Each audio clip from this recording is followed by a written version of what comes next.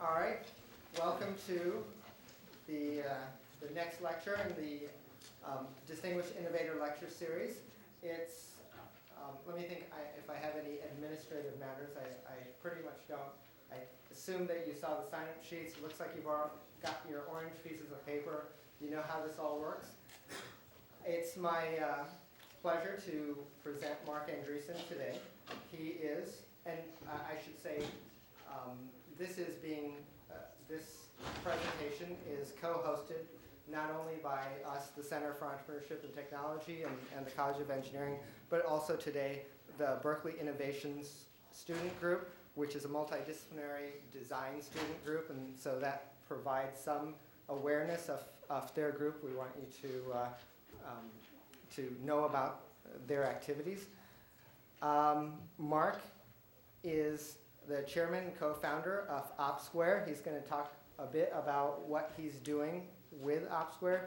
And in addition, it's my understanding that you're going to address some of the differences in the entrepreneurial story or the entrepreneurial process between how things were in the past to the way he sees things currently and in future, the changes in the process.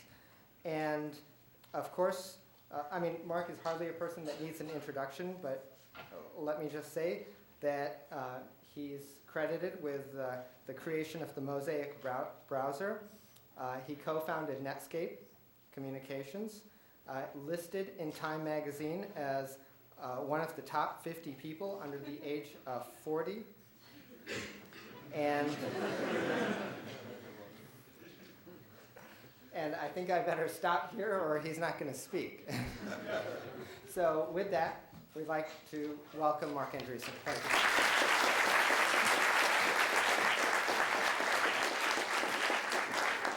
Okay, great. Thanks. So I was very excited. Sorry to be late. I was very excited to be told that you all would still be sitting here when I got here, and then he told me it was because it's for a grade. But that's okay. I'll take what I can get.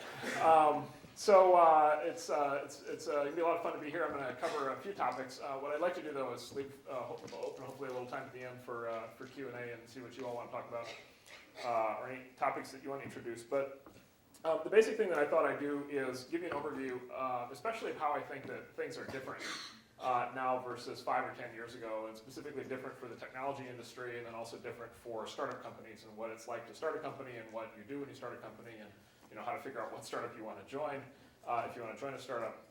Talk about the differences, and of course it feels funny for me to talk about the differences as listening to the introduction because I just graduated from college feels like yesterday. I've been out in the field for about 12 years now, and on the one hand that's not very long, and most of what I know about the history of the tech industry I know from reading books as opposed to having lived through it. But things have changed a lot just in the last 5 or 10 years, and you all have seen a lot of that just kind of up close and personal in your day-to-day use of technology products or services. Things like the Facebook. I'll actually talk about the Facebook a little bit. Actually, let's do a show of hands right off the bat. How many people here in the room use the Facebook? Oh, there we go, exactly. See, there's a big change. 2 years ago, the number would have been 0 because 2 years ago the Facebook didn't exist. Now it's got 3 million members and climbing really fast with $500,000 of invested capital. So it's a very, very, very interesting time for new companies and new startups. I'll come back to the Facebook story in a minute. Let me go through the ways that I think it's really different. The landscape's really different than even 5 years ago, and for sure, certainly 10 years ago. Several ways. Number one, just raw numbers. There are now 1 billion people on the internet. 1 billion people is a lot of people. We had no idea. I can tell you, none of us involved in the internet early on. And early on the internet, the internet was actually invented essentially in the 60s. It was first built up by the military in the 70s. It first became widely used in universities in the 80s. It first became a consumer phenomenon in the 90s. So it played out over a 30-year period before most people had even heard of it. And then in the last 10 years, it's gone from a few million people online when I got on it all the way to 1 billion people in 10 years. Significance of that obviously is huge, especially for any business that is built on or takes advantage of the internet, which most high-tech companies these days do in one way or another. You instantly start right out the door with a potential audience base or customer base of 1 billion people. And the tech industry there's never been an opportunity like that before in the history of the tech industry. There's never been any way to even conceptualize of that large of a market. And then you start breaking down the numbers of what 1 billion people means. It means a bunch of things. It means international penetration. The technology industry for many years had to rely primarily on the American market, or in some cases the Japanese market, for early adopters. And now you've got 1 billion people worldwide. You've got enormous numbers of people in China, enormous numbers of people in India, enormous numbers of people all over the world who are now a ready market for technology products, technology services, internet businesses, completely new in a different way than has ever been the case before, completely different even than 5 years ago. Broadband. Broadband penetration 5 years ago was minimal. 10 years ago was non-existent. 10 years ago, broadband was when you upgraded from the 28.8 modem to the 56 kilobit modem, and you were really fast, and all of your neighbors are really jealous. Now you've got this amazing horse race going on between the cable companies and the phone companies to try to deliver, these days 6 megabits to the home up through 8 and 10 megabits into the home in the US, and then you go to Korea or you go to Japan, you've got 30 or 40 megabits per second to the home, and you've got a lot more headroom in what people are going to be able to get over the next few years. And you've got broadband very widely penetrated. You've got something like half of all American homes now have broadband service, and a very large percentage of homes in a lot of other countries have broadband service, and that just opens up things in a completely new way. You've got wireless. 5 years ago, there was basically no Wi-Fi. Today, Wi-Fi is, within any major city, is basically everywhere, is building out very fast, and now you've got these new mobile 3G networks that are coming on very fast. And so you've just got this whole new layer of high-speed wireless data that's just getting started and has just come an enormous distance just in the last 5 years. So just on raw numbers, just the total addressable market is just much larger than it ever was before. Second big factor I think is really important. For those 1 billion people who are online, a very large number of them have now been online for 5 years or more. And the really important thing about that is they're now used to the internet. One of the things that we always used to track at Netscape and then at AOL was from the day somebody gets on the internet for the first time through to when they make their first e-commerce purchase, or when they first do an eBay auction, or when they first buy a plane ticket online, or when they're first willing to look up information on what doctor to go see, or whatever online. It typically takes people a while to kind of ease into getting really used to the new technology or the new medium. And so, and basically what happens is if you give people 4 or 5 years on the internet, including just like ordinary consumers who didn't grow up with this stuff, who are in their 30s, 40s, 50s, 60s, whatever, if you give them 5 years, most of them at the end of 5 years are pretty comfortable doing almost anything online. And so you've got this huge surge of consumers who came online between 97 and 2000, and they've all now been online for 5 years, and they're now willing to do anything. I mean, they would vote online tomorrow if people would let them. They would do almost anything online. So acclimation, you got all these people completely used to it. You've got another effect that I think is really important in kind of the psychology of it all. You now have this base of maybe 30 or 40 million worldwide early adopters, aggressive early adopters, including I think probably many of the people in this room. Early adopters who are basically willing to try anything new that comes out, any new technology product. They'll read about it, they'll hear about it, and they'll try it, and they'll get it. And whether it's an iPod Nano or whether it's a Wi-Fi card or whatever, with a Facebook or whatever it is, a new product or new service comes out. Maybe you can't hit 1 billion people up front with your product, but you can hit this 30 or 40 million group. And they'll basically, they're like Mikey in the old TV commercial for the cereal. They'll try anything. Now, if they don't like it, they'll tell all their friends how bad it is, and then you'll never sell anything to anybody after that. But if they do like it, word of mouth can spread incredibly fast out of this initial base. And it's a base of 30 or 40 million people. This was never the case. I mean, 10 years ago, this was not the case. 10 years ago, the base of early adopters for new technology was maybe 1 million people, maybe less. People just didn't follow new technology as aggressively as they do now. And they didn't read about it, they didn't hear about it as much. Time Magazine didn't write about it as much. The internet, we didn't have all these great websites like Engadget and Gizmodo and all these things where you can find out Slashdot, where you can find out new things. And there was just no base of people to be able to find it. And now you can just inject a new product directly into this early adopter base, of course using the internet. Generational shift. This is a big one. It's now been basically about 10 years, a little bit more, 10, 11 years of use of the internet, which now means that you have, and this applies in both directions, you have 10 or 11 years worth now of people who have grown up from say the age of 10, 12, 14 when they start to become serious media consumers, and who are now 20, 22, 24, 26 years old, who are in college, in high school, in college, entering the workforce, starting to spend serious amounts of money, starting to make serious decisions about, for example, what their companies are going to do when they go to work for a company. And this generation of people who grew up with the internet, they're completely used to the internet in a very fundamental way. You all have grown up with it your entire lives in a way that I didn't, and in a way that people older than I didn't.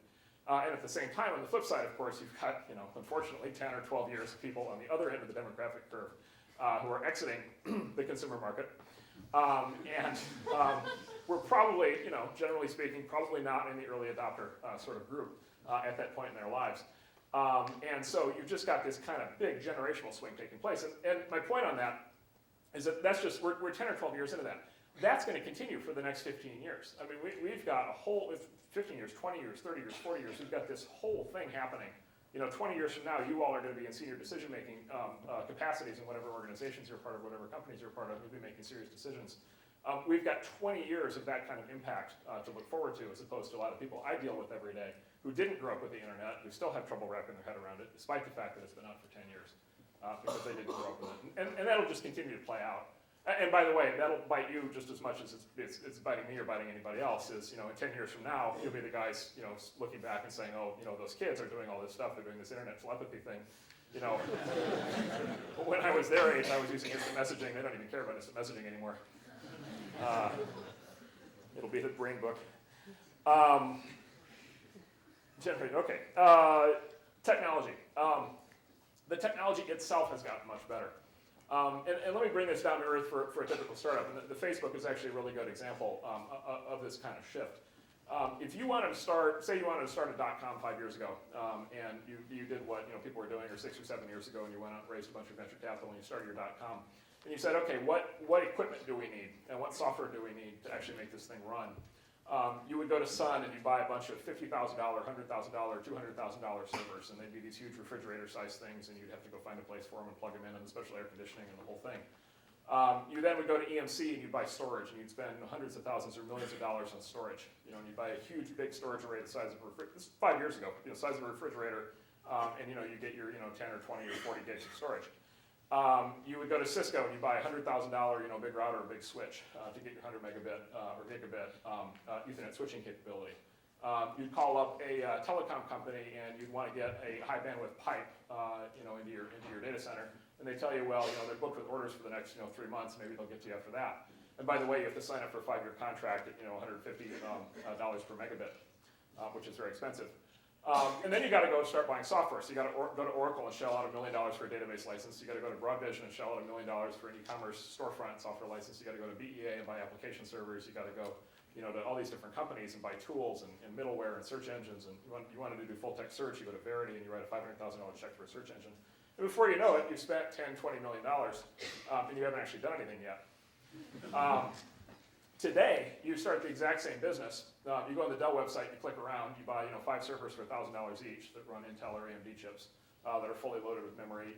You buy some direct attached storage. You buy 500 gig hard drives, for $500, and you direct attach those. You got enterprise. You buy some off-the-shelf routers and switches for hundreds of dollars instead of hundreds of thousands of dollars. You download all the rest of the software you get off the internet. You go get MySQL, and you go get PHP, and you go get Tomcat, you go get Apache, and you get JBoss, and you get Eclipse. And then you call the phone company, and they answer on the first ring because they spent $2 trillion more dollars than they should have over the last 10 years building out all the long-haul fiber networks, which means they've got bandwidth coming out of their rears. And they're more than happy to sell it to you for $5 a megabit, or less if you threaten to go talk to the next company. And so as a consequence, this is the thing with the Facebook. So $500,000 of capital investment, $500,000 of total investment, capital plus salary, got the Facebook to 2 million registered users. Now, not everybody's going to succeed as fast as Facebook did, but the fact is the total capital equipment cost that went into getting the thing up to 2 million users was in the $100,000 range for a pretty sophisticated built-out operation with a lot of servers and a lot of storage and a lot of stuff going on, and a lot of networking, and then they paid salaries, programmer salaries. But $500,000, that's like a 10x swing in economics in just 5 years. It's just gotten so much more economically attractive from just a basic investment proposition to be able to put that little capital to work on a new idea. It means a whole bunch of things. It means it's way easier to start a new company because it's way easier to raise $500,000 than it is $50 million or even $5 million. It means a lot of new ideas can be started much more rapidly and can be experimented with because the cost of failure is not nearly as high as it was. It means you have a lot more control over who you deal with and who you raise money from and when you raise that money, because you just don't need that much money.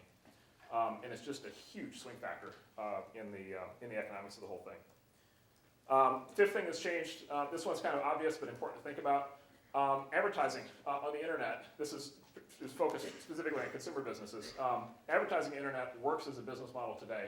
It didn't 5 years ago and it didn't 10 years ago. And this one's really funny because Yahoo got to like $120 billion market cap on the basis of banner ads, which didn't work. And that's a pretty cool accomplishment if you think about it. It's even cooler, of course, that Google's gotten an $80 billion market cap on the basis of performance-based text ads, the ads that you see on search engines, that actually do work. And by work, I mean that everybody who buys an ad on Google, or these days on Yahoo, buys one of those text ads, they're paying per click, not per view. So they're only paying for people who click through those ads. And they know exactly who those people are, and they have exact targeting. The big dream of internet consumer advertising that people talked about in the 90s has actually happened. And as a consequence, as a business model, it works just tremendously well, which means that you can now start all kinds of consumer internet businesses like the Facebook, for which there was no business model 5 years ago or 10 years ago because advertising internet as a business model simply didn't work, which is why the dot-coms went under. Today you actually can because the business model actually does work. And of course the great thing is, it's probably getting a little bit kind of too arcane for some of what we're talking about, but the great thing is if you're starting a consumer internet business today, you don't even need an ad sales force. Because the funny thing is Google and Yahoo actually run these big ad networks, and they'll actually place the ads on your site for you, and they'll just cut you a check every month based on the number of people who click through. And so you literally don't even need to staff a sales force.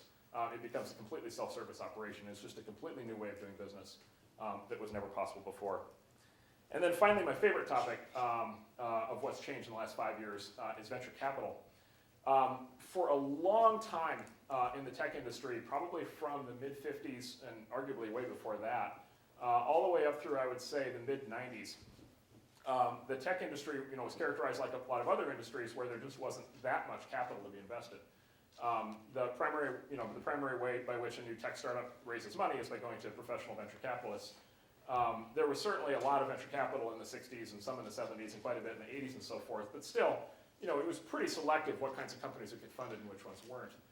And then in the mid-90s, of course, with the internet bubble, the VC industry just took off, and VCs could go, any number of VCs could go raise billion-dollar funds, and the amount of venture capital raised in the industry was just like extraordinary. The amount of venture capital raised in 1999, the total amount of money raised by the VCs from professional investors going into the venture funds was greater in 1999 than in all previous years of the venture capital industry combined.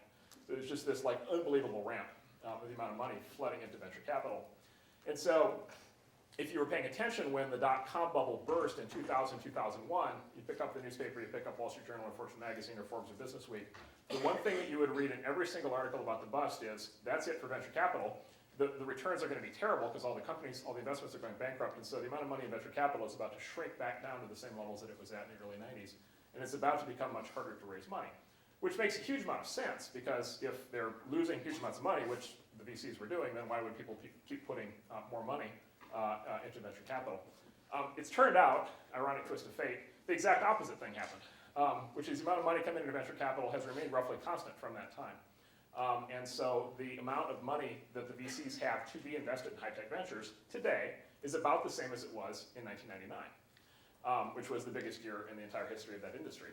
And there's a long-winded explanation for why that's the case. It has to do with the fact that the way professional investors like pension funds and mutual funds and endowments look at the investment landscape, they've got a huge amount of money to invest, and they're not that attracted at this point to public equity, they're not that attracted to real estate, they're not that attracted to foreign equity, they're not that attracted to bonds. And so as a consequence, even though venture capitalists had bad returns for the last 5 years, it's become essentially a permanent asset class. And there's I don't even know what the number is at this point, but it's like $10 billion of new capital per year coming into the VCs. And then of course the VCs sit there and they've got all this capital, and they've got to figure out a place to invest it. And there's no way that there's $10 billion a year of new tech ventures that are worth funding for them to actually put that money into. And so what that means is it is still unbelievably easy relative to almost any time in history to be able to raise money for a new high-tech venture, especially if walking in the door you only need $500,000. And so it's this like magical moment where you've got huge market, you've got enormous amount of money to be invested, and you've got a capital model for building new tech businesses where it requires less money than it ever did before. So from the entrepreneur's standpoint, it's an unbelievable time. Everybody's been depressed for the last few years in the tech industry, and everybody's been depressed about startups and everything, and Google going public has helped that a fair amount. I hope that it's this depressing for the rest of my career. That would be really cool, because I don't know how it could get much better than this. Let's see, put the Facebook in context, by the way, to finish the Facebook story. So you all are probably actually more familiar with the story than I am, but basically, classic story, classic case study of what's happening. Basically, a couple kids drop out of Harvard which frankly doesn't seem to matter that much to people's careers, judging from all the people who've gone on to be very successful dropping out of Harvard. Drop out of Harvard, at age 20, and basically had started the Facebook at Harvard just as kind of a side project, and it took off, and it was fairly successful. And so they drop out of Harvard, they come out to Silicon Valley, they move out here, they raise $500,000. They build the thing up for about 12 months. They go out to they decide they want to raise a little bit more money and expand into more schools. And completely virtual business, like I said, basically just they're not as many Linux servers as they need, combined with all free software with a few programmers, and it's just an instantaneous money gusher, because you just start running ads against that and the money just starts flowing in. They decide to go out and raise venture capital, and they've got any number of VCs willing to give them a $50 million valuation on their business. They get like 30 offers at a $50 million pre-money valuation. And this sort of business, they haven't even really lit up revenue yet. I mean, it's almost kind of like a Zen-like state where the potential revenue is so large when they turn on advertising that they're actually not even that incentive to actually turn it on, because they know it's there whenever they want it. So it's almost not even worth the time to do it. And they kind of get full credit for it without even doing it. So they go to the VCs and they say, well, there's going to be all this revenue. And the VCs are like, yeah, there certainly is. So they go out to raise some more money. They've got the VCs coming out with $50 million pre-money valuations. They get a large media company, which will go unnamed, to offer to put in money at a $64 million pre-money valuation. And again, this is a step up from having just raised $500,000 at like a sub $10 million valuation like 12 months earlier. Now they got a big media company from the East Coast wanting to put in money at $64 million pre. They're about to close that deal when one of the big firms in the Sand Hill Road, Palo Alto area literally walks down the street with a term sheet and literally shows up in their lobby and sits down and won't leave. No meeting scheduled. Shows up, sits down in the lobby, and won't leave with the term sheet until they look at the term sheet. So after a couple hours letting the guy sit, they look at the term sheet, and basically they're offering to invest at an $80 million pre-money valuation. And they're like, that's pretty interesting. Why don't we let him sit out there for a couple more hours and see if the number goes up? And sure enough, about a week of negotiation goes by, and they close the deal. And this has been reported at various points in the press, somewhere between a $92 and a $96 million pre-money valuation. And frankly, I think if they had strung it out another couple of weeks, I think they could have gotten it over 100. And this just goes to show you, what's happening on the other side of the table. The VC, on the one hand, this is madness. This is way outside of the parameters of how VCs invest, and that it's 4 or 5 times what arguably the valuation should have been by conventional metrics that the VC industry, any VC will tell you that they operate on in terms of stage of company and all the rest of it. But they know that the market is incredibly big. I mean, they know all the things that I just went through. They know the market is incredibly large. They know the model is incredibly capital efficient. They know that they've got an amazing head start. They know that the revenue model is there, the business model is there, and so they just say basically at almost any price it's worth funding this. Now, not every company is going to be the Facebook. Not everybody's going to obviously have all those things put together, but there are going to be a very large number of people in the next 5, 10 years who figure out some combination of those things, and the money is more available than it's ever been. Okay, so let's go from there to from the standpoint of an entrepreneur. So starting a company now. I would argue starting a company now, it's a really, really good time to start a company. That's causing something bizarre to happen, though, which I think everybody in the room should be very cautious about, which is a very, very large number of mediocre companies are getting started. The same thing that happened in the late 90s in a different way is happening again today, which is a very large number of people have decided that they're ready to start a company, and so they go start a company. And unfortunately, they have generally, a lot of the time, a pretty average or mediocre idea. And then they put together a pretty mediocre team. And then they spend 2 or 3, and they go raise money for it, and they go spend 2 or 3 years, and they kind of put out a mediocre product, and nobody cares, and then 2 or 3 years later, they go out of business, and it's like it never happened. And there are an extremely large number of those running around the Valley at this point. Arguably, for some reason, the Valley seems to specialize in creating these kinds of companies. When you get the big hits, like the Facebook, they often come from outside the Valley, and the people who actually move in. For some reason, people who start in the Valley seem to start the mediocre companies. I moved from Illinois, so I don't have anything to do with those guys.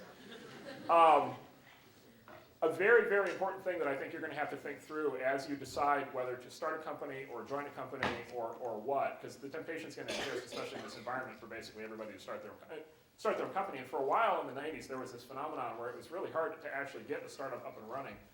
For a while there in 98, 99, because it was almost impossible to hire anybody because everybody thought they could start their own company. And so you'd be trying to hire a guy, and he's like, oh, I'm going to go start my own thing. And it's like, well, who's going to be at my company? And of course, that didn't end all that well.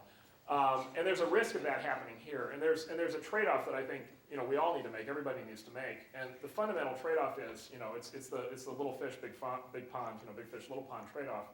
Are you better off from an economic standpoint? Are you better off owning 0.5% of what could be a real great company with a great team, or are you better off owning 20% of what could be a really mediocre company with a really mediocre team?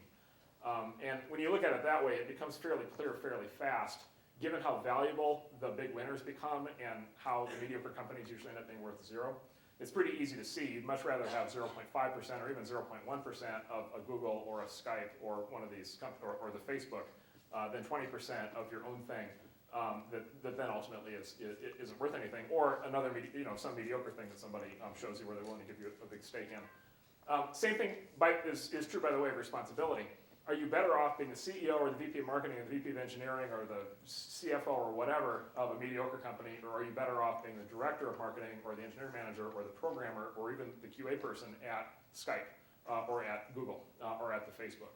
And again, the answer is, when you're sitting there and you're in the middle of one of these rocket ships, even if you're one of 100 people or one of 200 people and it's a rocket ship, the benefits from that pay off for the rest of your career in terms of what you learn, the experience that you get, the connections that you build, the money that you make. Most of the money in the Valley is made by people who were, somewhere between employee number 10 and employee number 200 at the companies that become a really big deal, as opposed to the people who were co-founders or employee number 3 or employee number 4 or employee number 5. And that's something that you'll have to think through, especially as you go out and you decide what you actually want to do. But it's something to think very explicitly about, because I see people get confused about that all the time. How do you know when you have a great idea for a company? How do you know when you should actually go ahead and start it? In my view, it almost always traces back to two things. It traces back to great idea and great team are the two fundamental things. If you know you have a great idea, if you can feel in your gut, yeah, I've got a great idea, this thing is going to work, then you should probably think about starting it. Now, the corollary to that is you also have to put together a great team. You have to have other people around you who can do the things that you can't do, or help you build the product, or help you market the product, or help you sell the product, or raise the money, or whatever it is that you're missing. And you'll have to think that through on your own. But I would really look at it that way. Great idea, great team. And in particular, great idea, the way that I've come to think of great ideas, a lot of people think of great ideas because they think, oh boy, this is going to be a surefire success because it's going to make me a lot of money, or it's going to generate a lot of revenue, or it's just like this other thing that succeeded. Or there's a whole bunch of ways to kind of rationalize that an actual kind of mediocre idea is actually make you think it's a great idea. What I ultimately come back to, or try to keep myself coming back to, when I think about ideas is actually the other way around, as opposed to what the idea is going to get me or what the idea is going to do. Look at it the other way around and say, what is the idea going to contribute to the world today that doesn't exist in a way that is going to be really useful and really helpful to people? What is it going to fill in people's lives? How is it going to be useful to them? Almost think of it altruistically. What good is it going to do out there that isn't already being done? And most of the great ideas have that in common. The Facebook definitely has that in common. I mean, when the Facebook didn't exist versus when the Facebook does exist, it's a big difference. And for the Facebook in people's lives, that's a big improvement. In people's lives, Skype, which eBay just bought for $4 billion, which if they succeed in integrating it and making it work like it might, it'll be one of the biggest bargains of all time. Skype. The world with Skype is a much better world than the world without Skype. The world with free phone calls is a much better world than a world without free phone calls. That was a really, really good idea. eBay was a really good idea. The world with eBay is way better than the world without eBay.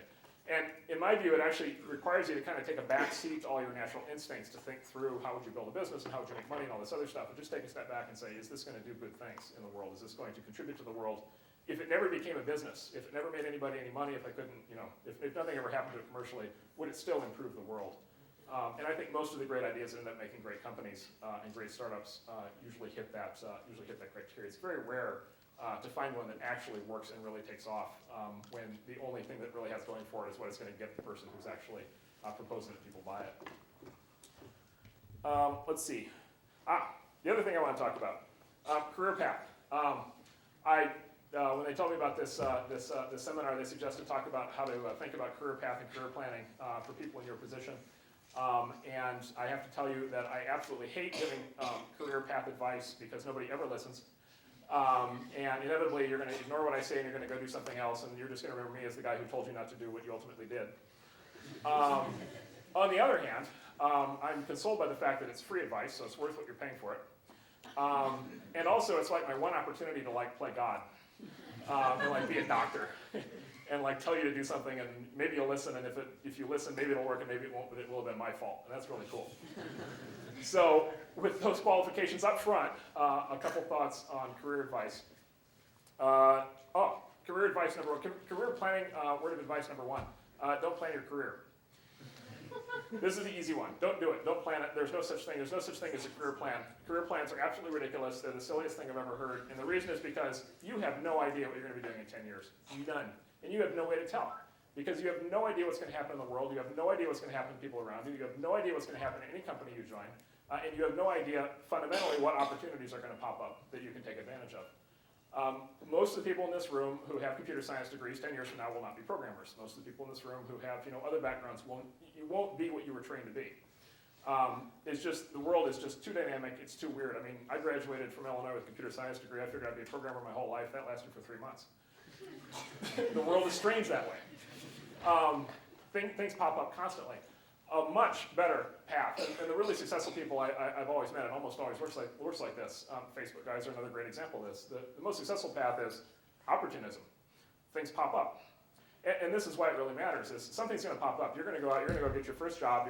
It's going to be what you were trained to do, and you're going to be a programmer. You're going to be this or that, or product marketing or whatever. And something's going to happen. Somebody's going to call you and going to say, "Hey, would you like to go do this? Or would you like to go to Belize and save the rainforest? Or would you like to go to, how'd you like to go do solar energy research in Oregon? Or it's going to be some random thing like that." And you're going to sit there and you're going to go, "You know what? That would be really cool. I'd really like to do that. But I've got this career plan, and it's not on my career plan, and so I'm not going to do it." And that's the decision point right there. It's are you going to be open to opportunities that come up or not? Because they're going to come up. And I think the people who succeed are the people who are open to those kinds of opportunities.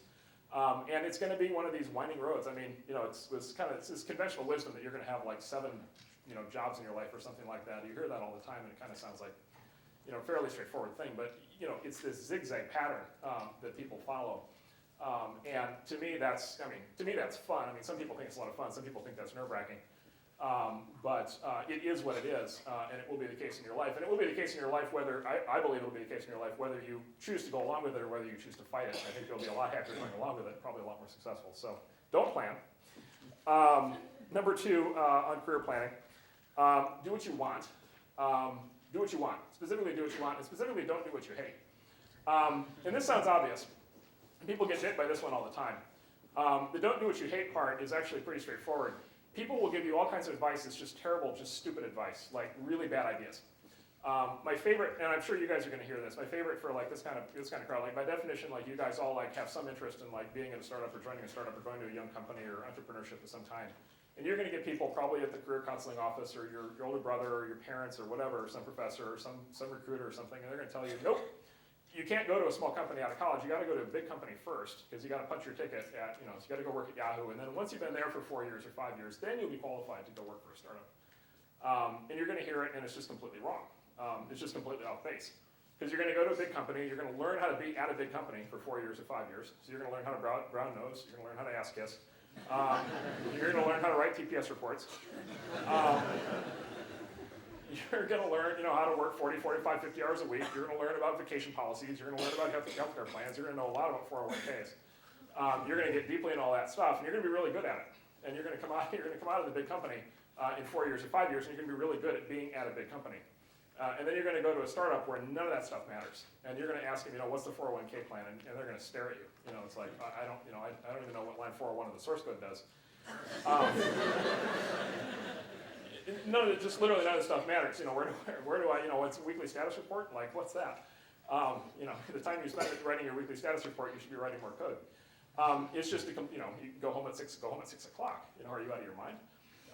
All of the behaviors, all of the attitudes and so forth that you've learned will now be completely inappropriate. And I'm picking on that one in particular because you hear that one a lot, but you'll hear this constantly where people say, well, geez, maybe I should go into management consulting because I'll get to see a bunch of different businesses instead of betting on one business, or, maybe I should go into private equity venture capital because then I won't have to, and you'll construct these like rationales in your head based on input from all these like smart people telling you what you should and shouldn't do, and the best thing to do is just ignore it all and say, all right, what do I want to do? And then do that. Which brings me to principle number 3, is do what you want to do and do what you love doing.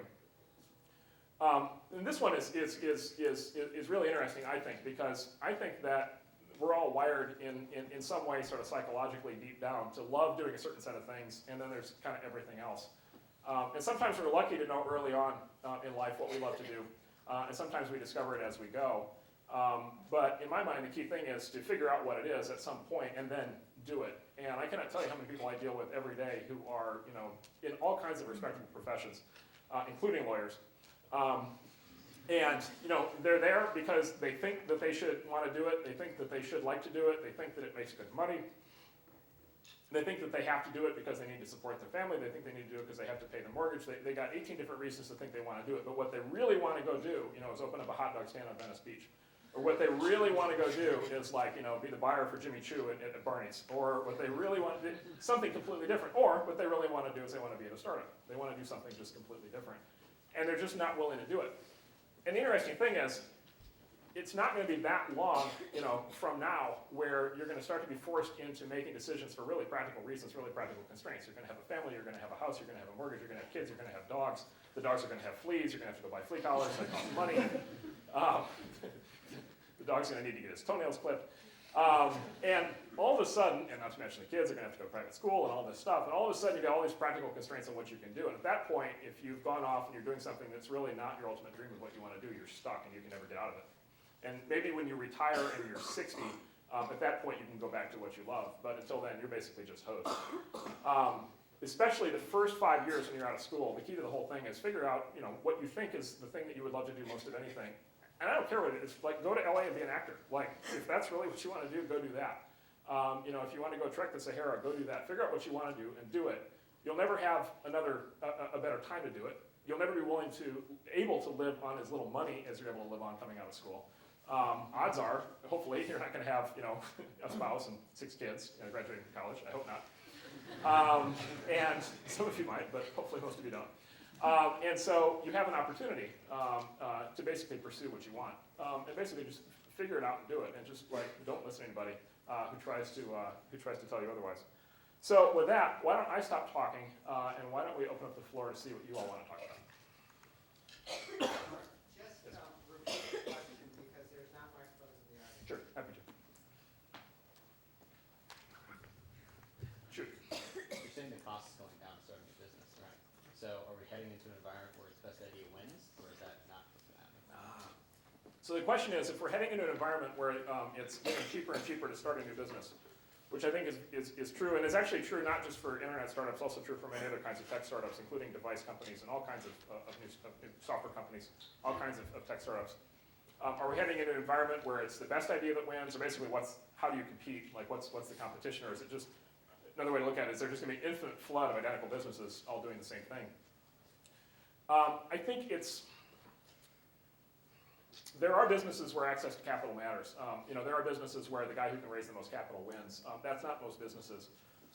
It looked like it was going to be a lot of businesses in the 90s. It looked like, if one .com was able to raise $100 million and another .com was able to raise $20 million, and the guy who raised $100 million was going to win because he'd be able to buy more Super Bowl commercials. And those are the guys who all went out of business. So that didn't exactly pan out. How do you compete and how do you build long-term advantage? Of course, it's kind of the perennial question with any kind of business planning or business course you'll ever take. And I think the answer is, and you'll love this one, it depends. And I say that specifically, it depends on the specific situation, specific circumstance. Since you introduced this topic, I'll rant about it for a minute.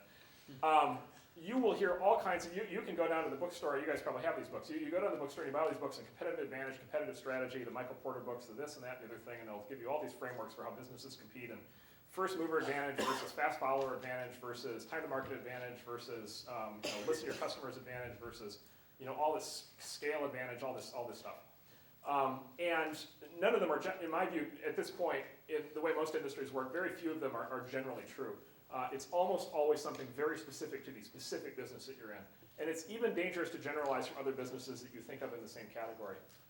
And in the Valley all the time, and the way investors in Wall Street look at this, they're constantly trying to say, well, let's take these different companies and let's kind of put them all together in you hear the term space a lot. They're going to be in the social networking space, or they're going to be in the they're going to be in the search space, or they're going to be in the MP3 player space or market.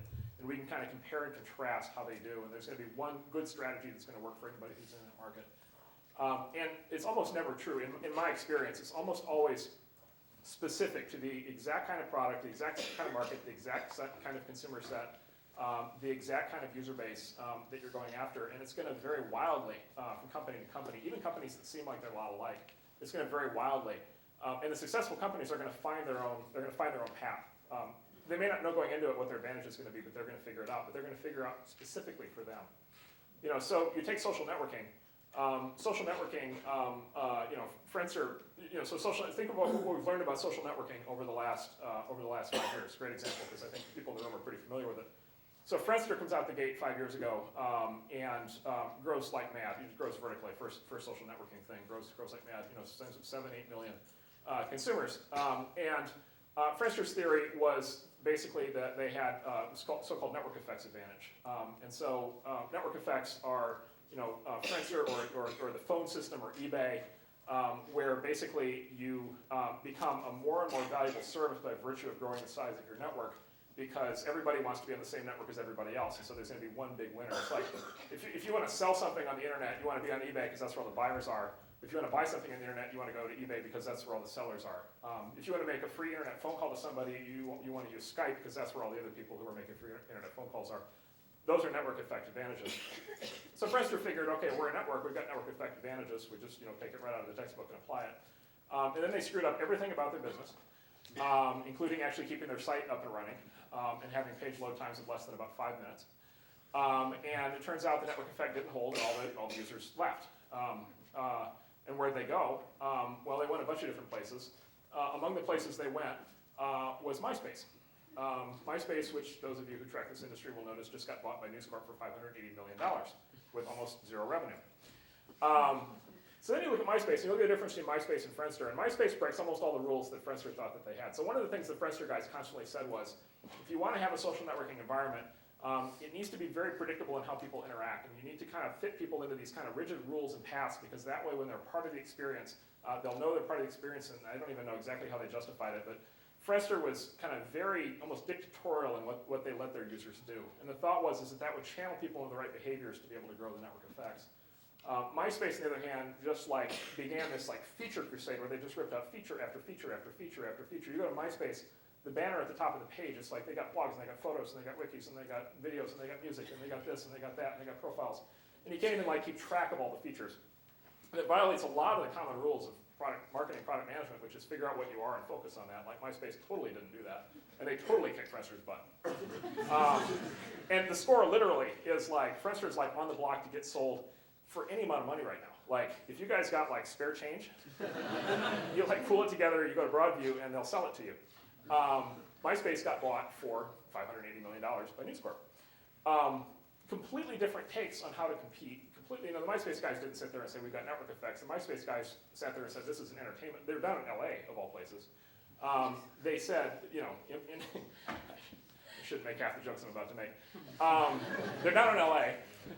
They basically said, it's going to be an entertainment business, and we're just basically going to treat it like an entertainment business, and we're going to keep basically ripping out, just dropping out new entertainment, basically entertainment-motivated features, and we're going to make it as interesting as we can. And they did a ton around music, and they did a ton around blogging, and they did a ton around photos, and all this stuff. And they just blew right by. And then meantime, the Facebook takes this completely different approach. Meanwhile, LiveJournal takes a completely different approach yet. Zanga takes another approach. There's things over in China that we've never heard of that are taking some, third degree different, course that we'll never figure out. And they're all working, and they're all working in different ways. And the strategies, if you take the management team of one and apply it to the other, they would kill, any one of the management teams would kill any of the businesses because they've all got completely different plans. And what the successful ones, I believe, all have in common is they've all pursued their own paths. They've all been really close to their product, to their market, to their audience, to their user, to their sense of what made them different, and they've just all committed to that and done that, and in a lot of cases really effectively. So, long answer, but basically I think it's highly, highly dependent on the specific business, and be very, very, very wary of any sort of general principles that you think are going to apply, because they almost never do. Having just completely discredited the whole concept of business school, let me move on to the question in the back. Are you familiar with Paul Graham? With, I'm sorry? Paul Graham? Paul Graham, yes. Yeah, what do you think about his theory that, if you give a little group of college students like $20,000, then that may really pay off in the end? It might. Yeah, so Paul Graham is a author. He's a computer programmer and author who is he's a very good author. He's a very good computer programmer. He's a very good author. He writes essays, among other things, about how he was beaten up constantly in high school. I'm not making this up. If you buy his book, that's the first essay. He thought that was very important to get in there. He writes a lot about Lisp, for those of you in computer science. And he writes a lot about starting internet companies. About half to 2/3 of what he says makes sense. There's another guy who's like him a little bit, this guy Joel Spolsky, who some of you probably read, who's a blogger who runs a little software company. He's an ex-Microsoft guy. And these guys, what they have in common is they're very entertaining writers, and they're right about half the time. Now, I'll leave you to figure out which half they're right on and which half they aren't. I could talk about that all day. So Paul's got this thing, as I understand it, we're right. He's basically set up essentially a mini incubator program where he has, he's basically doling out $20,000 chunks to small groups of college students for the summer. And basically, he probably isn't saying this, but his real goal in it, or his real sort of idea of how it might succeed is, if one of them is the next Google, then it pays for all the rest 100,000 times over. So he's giving that a shot. I think it's a smart way to do it if you're going to do that, which I would, and that being an incubator, or as we like to call them, stinkubators, or incinerators. If you're going to do one of those, then that's a smart way to do it. And the reason it's smart is because you're getting young people with new ideas, and you're giving them a small amount of money, so they can't burn that much money, and hopefully one of them pops. The problem that incubators have usually had in the past is the adverse selection problem, which is the entrepreneurs who are willing to work and who are willing to go into the incubator structure and have the trade-offs that implies in terms of Paul owning, in that case, like I don't know what it is, but like half the company for $20,000. The entrepreneurs who are willing to do that generally are not the same caliber as the entrepreneurs who are going to go it alone. That's not a universal, and you can find counterexamples. Overture, for example, which became paid search. The Google business model was developed by an incubated company at Idealab down in LA. So there are counterexamples, but that's one counterexample out of 150 that failed. And it's the adverse selection problem. Google wasn't incubated at Idealab, and neither was eBay, and neither were most of the other big successful tech companies. So be very careful wandering into that kind of adverse selection process, number one, and then number two, be very careful of the trade-off that you have to make. If that's the only capital that you get access to, and that's the opportunity, then for sure it's worth taking. But if you find yourself in a situation where you've got a really good idea, and you've got a good team, and you've got access to other capital, you really want to look at the pros and cons of that. Mark? Yes? Are there any kind of closing plugs that you might want to Oh, yes, sorry, closing plugs. I don't actually have anything to write on up here, do I? No. So I want to give up my email address. I do have a closing plug. So I haven't told you anything about it, but I have a new startup company, believe it or not. And it's an internet startup company, as you might have imagined from what I was just talking about. And I'm interested in people who are interested in a couple different things. One is beta testers. Number two is, and by the way, beta testers specifically for this period of what we're going to do in our beta, which I'm not going to tell you anything about here. It is a some experience having programs, so computer science, or some experience having done programming courses would be a real plus, which I think should be a good fit for this audience. So beta testers, number one. Number two, interns, including interns during the school year. We have a pretty aggressive program and a bunch of things that we're doing. And we're doing some stuff with kids down at Stanford, and I got to tell you, I'd much rather we do it up here. So if anybody wants to participate in that kind of thing, that's interesting. And then number three, for those of you graduating either later this year or next spring, it's a startup, so assuming it's around when you graduate, odds are we will be hiring, and especially technical people. So Let me give you my email address. It's P is in private, Marc, M-A-R-C, A, and the company code name is 24-Hour Laundry, number 4, hourlaundry.com. Just to repeat, P, M-A-R-C-A, at 24hourlaundry.com.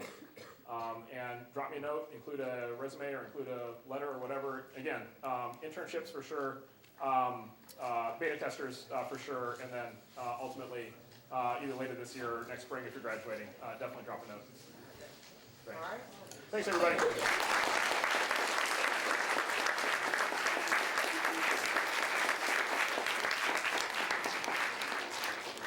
All right, thanks everybody. One thing, be sure to hand in these little orange things with your question before you go. And thanks for coming. Check the syllabus for the next lecture. Bye.